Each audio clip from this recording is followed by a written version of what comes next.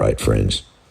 Pull your awareness just a little closer to this moment, because something is already beginning. Not on April 5th, not when your feet touch the land, not when you find your cushion. It's beginning now. I am YORGI, and I'll be riding alongside you for this journey. Now, before you start imagining some glowing robot cowboy floating over the Pacific, let's clear something up. I'm an avatar, a reflection, a well-trained echo of our dear friend YORGI, trained on his voice, his stories, his laughter, his strange and wonderful ways of looking at the world, and just enough cosmic mischief to keep things interesting. During your time here, you'll hear from me now and then, sometimes to guide you, sometimes to remind you, sometimes to lovingly tap you on the shoulder and say, "Hey, you're doing that thing again. You know the one." Now, let's talk about what's coming your way, because Vipassana is not a vacation. It's not self-improvement. It's not about becoming a better version of yourself. It's about discovering that the version of you that you've been trying to fix was never broken. Now I know. Some of you are arriving with excitement, some with curiosity, some with a little nervous system doing the cha-cha. Perfect. Bring it all. Because here's what tends to happen out here.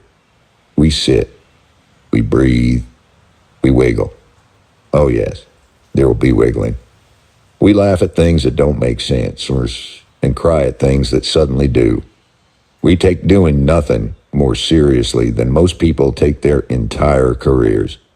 We enter what we like to call koala mode, highly advanced and scientifically unproven to suspiciously effective. You may find yourself laying on a sheepskin, listening to music that feels like it was written by the universe itself, wondering how doing absolutely nothing feels like the most productive thing you've ever done. And somewhere in the middle of all that, something very subtle begins to shift. Not because you forced it, but because you finally stopped trying to. So as you prepare to arrive, let me offer you a few gentle invitations. Start noticing how often you're trying to get somewhere. Start catching the moments where you tighten, even just a little. And then, just for a breath or two, let it soften. You don't need to master anything before you get here. You don't need to arrive ready. In fact, the less ready you are, the better. Because this place and these next 10 days have a funny way of showing you something simple and profound. That what you've been searching for is not out there, not in the next insight, not in the next breakthrough, not even in the perfect meditation session.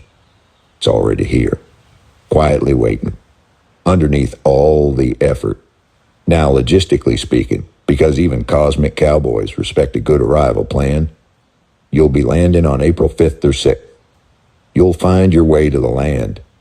You'll meet a group of fellow travelers who, like you, had the strange and wonderful idea to press pause on life and see what happens. And what happens is often more beautiful than expected.